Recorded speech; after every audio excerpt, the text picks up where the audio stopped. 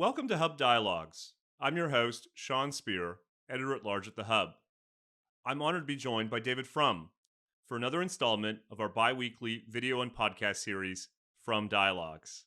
David, as listeners and viewers know, is a staff writer at The Atlantic, the author of several books, and a highly coveted guest and commentator on various cable television programs. We're honored to provide him with a platform to share his insights and analysis on key issues concerning Canadian policy and politics. In today's episode, we're discussing two topics. First, the precipitous decline in the value of cryptocurrencies and what it might tell us in terms of its broader cultural and political implications. And second, the conservative transformation of the American judiciary and the insights and lessons that one might derive from that development, which most would have viewed as improbable only a couple of decades ago. David, thank you for joining me as always. It's a pleasure to be here, and listeners are not going to believe this, but these two topics are going to prove closely linked and not just randomly selected. Let's start with cryptocurrencies. Bitcoin has lost about 35% of its value so far in 2022. Coinbase's stock is down 30%, and stablecoin, which is supposed to be pegged to the US dollar, has fallen to something like 30 cents on the dollar. Help me understand what's going on here. What do you think is behind this sudden change in the market? Well, let me start by saying something positive about cryptocurrency. I'm a cryptocurrency skeptic of the most militant kind, but I want to start by saying something positive. The acceptance by so many people, primarily on the political right, of cryptocurrency is a huge mental advance over the previous conservative infatuation with gold. That the gold delusion was based on the idea that money must be a thing. Crypto at least takes the step to understand that currency is an invention of the human mind. And that gold has no intrinsic value. It's a piece of rock. It is valuable because people choose to believe it's valuable, just as a piece of paper is valuable. I mean, there's no more paper in a $20 note than a $5 note, and yet one is worth 4 times as much as the other, even though they're identical thing, because all the meaning in a currency is attributed. So the cryptocurrency is you have moved to a more sophisticated mental state when you can understand that something like that could be a currency. But the evil in cryptocurrency was that cryptocurrency began as a project to separate money from the state. And that cannot be done. And it must end badly. And it reflected basically the adolescent outlook of the libertarian mind, which wants all the benefits of living in a society, all the benefits of state protection, and accepts none of the responsibilities and none of the detriments. I mean, there is no free lunch. There are negatives that come with the existence of states. And so they sort of, if we could sort of, the economists joke, they have a can and they can't figure out how to open it, assume a can opener. So libertarians tend to assume, well, what if people outside states behaved in the way that they would with a state, but minus the state? So a currency, yes, it's a product of the human mind. It has to be backed by a sovereign of some kind, and it has to be regulated in some way. If you don't have those things, then your currency simply becomes a token that is manipulated by bad actors in the marketplace, and that's what's happened. And I think with Bitcoin, at one point, it went as high as into the $40,000 range. There was talk it might be worth $100,000. It's now $26,000. There's no reason it shouldn't be $26 or 26 cents because it doesn't connect to anything. And it was essentially an option on a certain kind of ideology about what the nature of human community is. And it is as powerful or as unpowerful as that idea.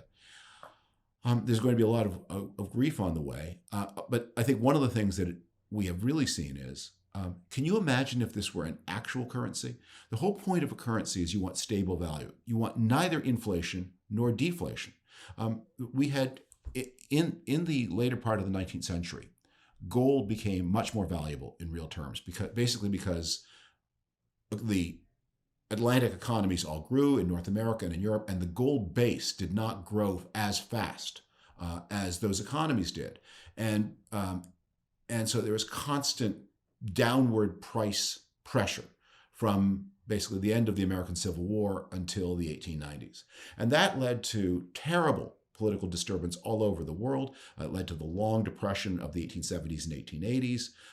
By the way, I won't take time now, but it led to the end of voting rights for Black Americans because the year that the United States went back onto a money base, 1873, led to a terrible economic downturn, which led to the Democrats recapturing the House of Representatives in 1874, which led to the end of Reconstruction and the end of the protection of civil liberties and voting rights for Black Americans in the newly liberated South.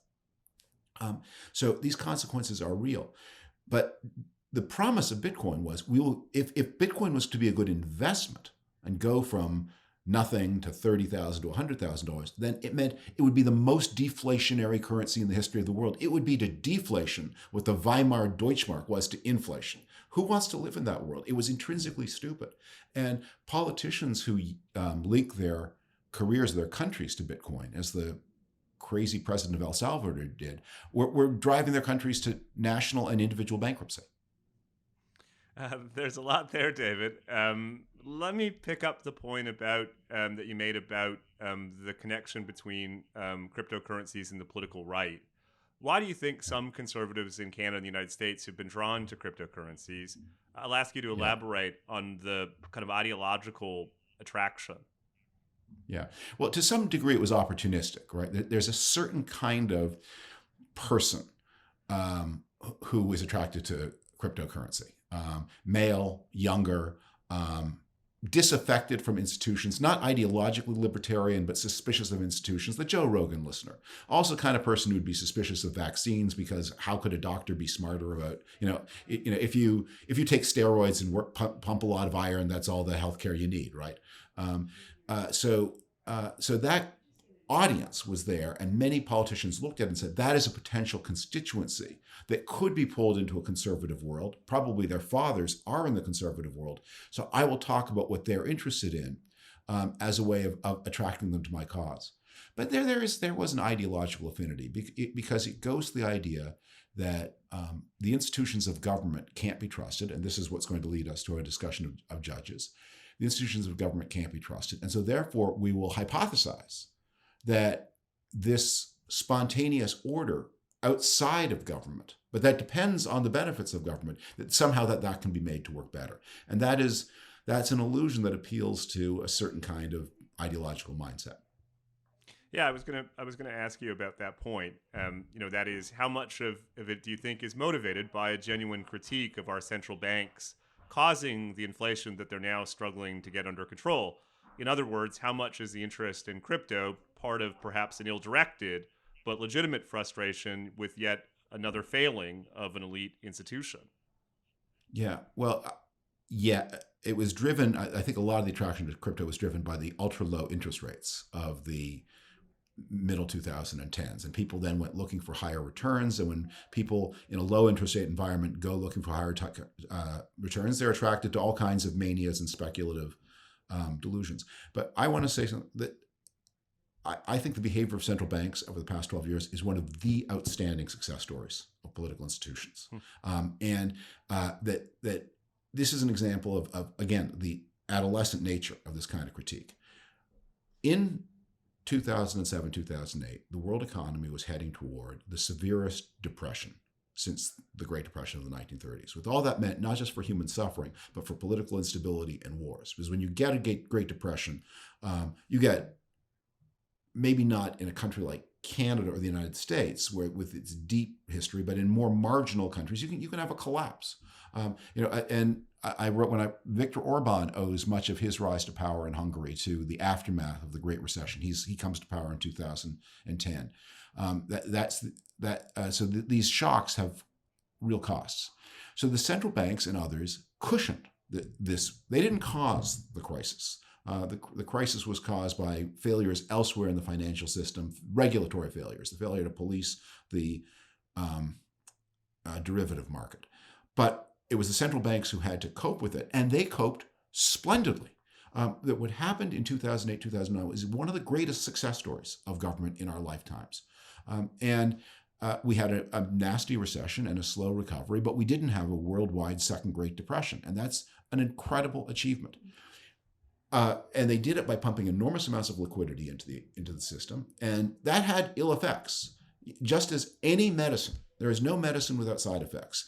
The medicine is better than death, but the medicine is not cost-free. So you save the patient. Now you have to deal with some of the side effects. And the side effects were there was a period of too much liquidity. You had asset bubbles of various kinds. Among the assets that went into the bubble were government bonds, so you had low returns, so investors went looking for other kinds of returns, and they then got hornswoggled by the crypto foolishness. But the project of draining the liquidity out of the system then ran into the second shock of, this time not a non-financial shock, it ran into the pandemic, a real world shock. And so the central banks, before they had successfully extracted all the excess liquidity from the system, as they would have done over the years after 2015 or 16, now had to do another administration. So yeah, we went to this period, and that's why we have inflation now. We had a period of two periods in a row of massive liquidity injection in order to deal with real shocks, where the inflation always better than deflation. If you are a central banker and you have to make that mistake, you know you can't get it right. Inflation you can tidy up. Inflation, it's inconvenient, but deflation wrecks societies. A mild inflation is not so burdensome. Even the mildest deflation is terribly hard, because most people are debtors. And a mild deflation means that the burden of debt becomes ever more crushing. That's why there's so much unhappiness about if the student loan business has become such an issue in this period of, as the central banks were pulling out liquidity, that people were finding their debts were becoming more burdensome to them. Well, we've just been talking about elite institutions.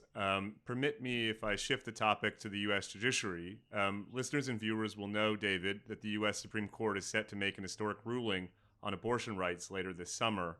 What they may not appreciate, though, is how a multi-decade incremental and institutional effort on the part of the federal society has transformed the U.S. judiciary, and in so doing, made such a ruling possible.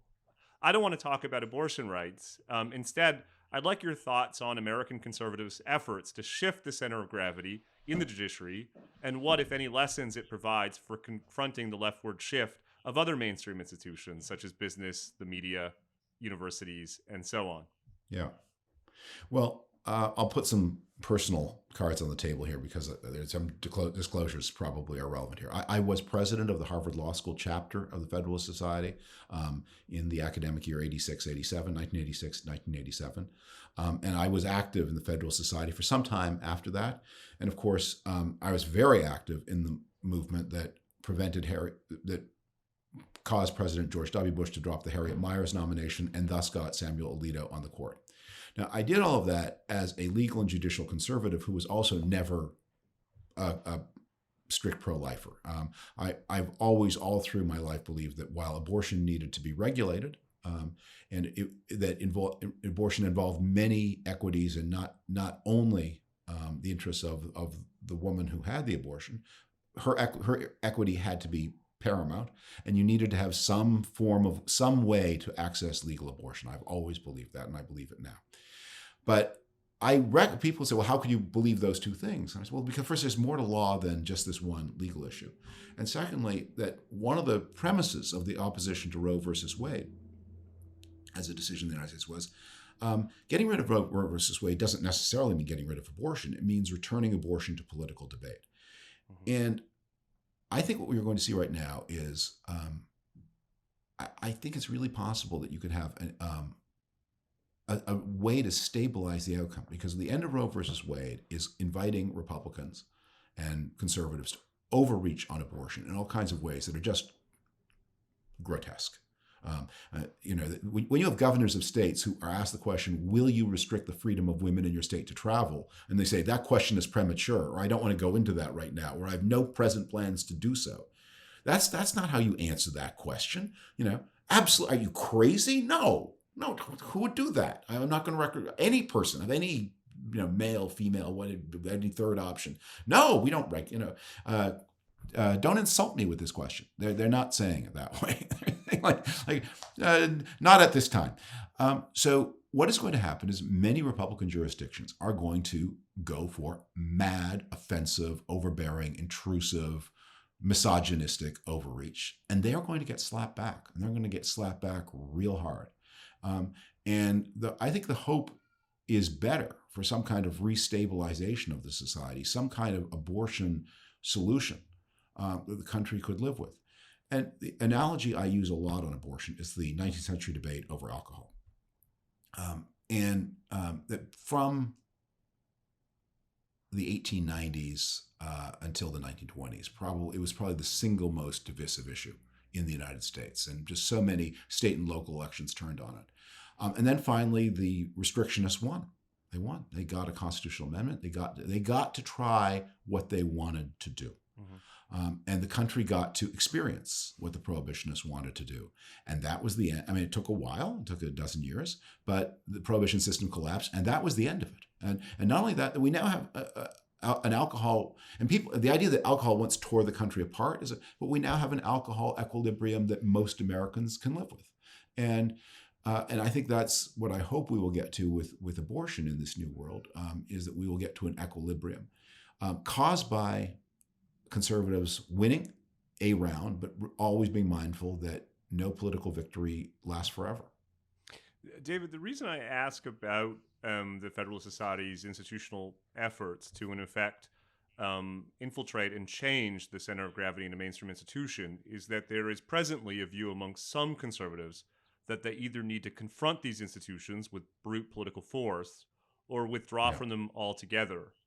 Doesn't the Federalist Society example suggest a third option, which is organization, ideas, and ultimately persuasion? Yeah, I think that's right. And I think you're absolutely right. And the two alternatives you create, one is the idea of withdrawal means you just become a sect. And that you talk to yourself, you lose even the understanding of other people, you lose any ability to participate in politics. You just withdraw, and that's a sign of a truly defeated collection of ideas. The second, which is very much the current mentality of American conservatives, is we are going to use state power to impose our will on the society.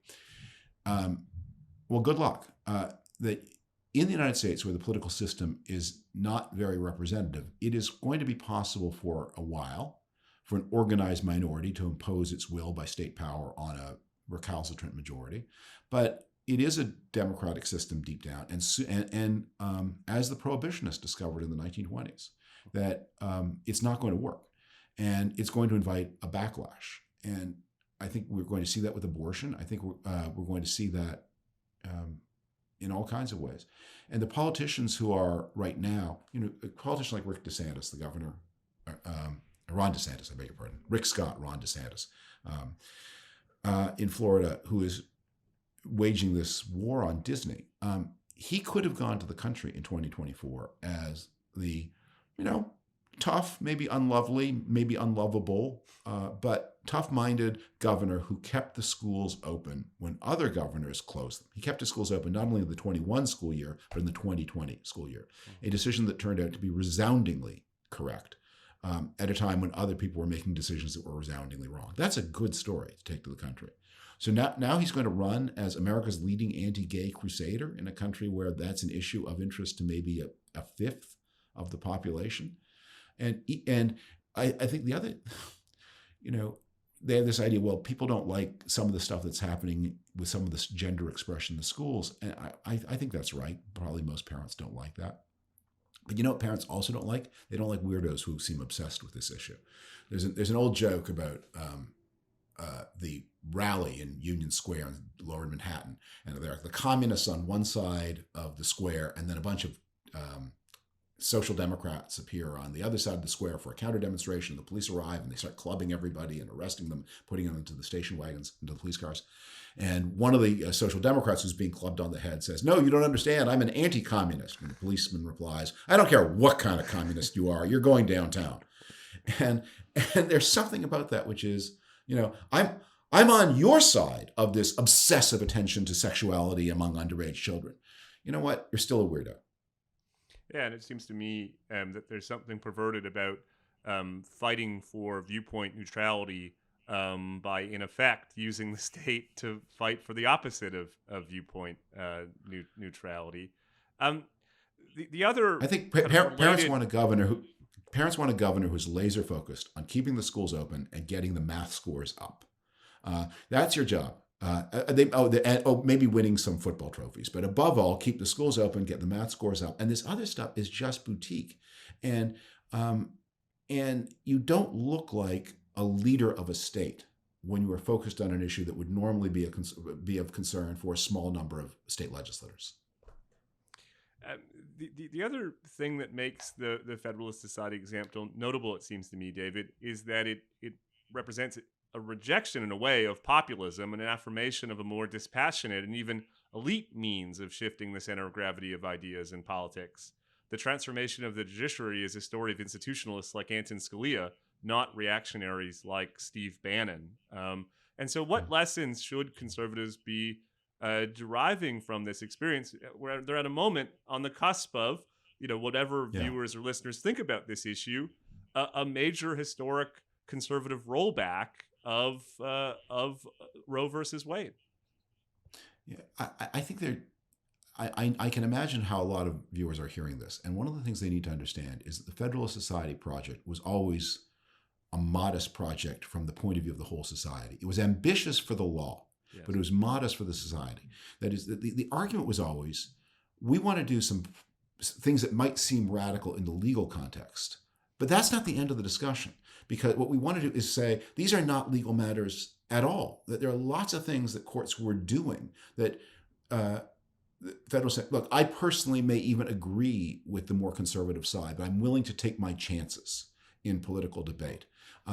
And so that there are all these issues where the courts need to stick to their core business. I mean, the main job of courts is resolving disputes between individual parties in society.